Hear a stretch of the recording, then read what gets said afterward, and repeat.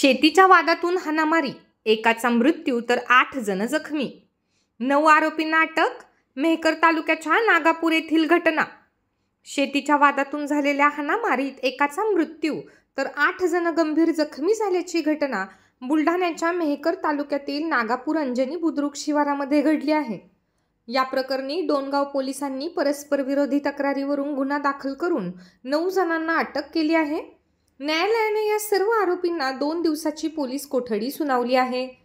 जखमी असलेल्या 8 जणांपैकी दोघांची प्रकृती चिंताजनक असल्याची माहिती मिळत आहे. अधिकचा तपास डोणगाव पोलीस करीत आहेत.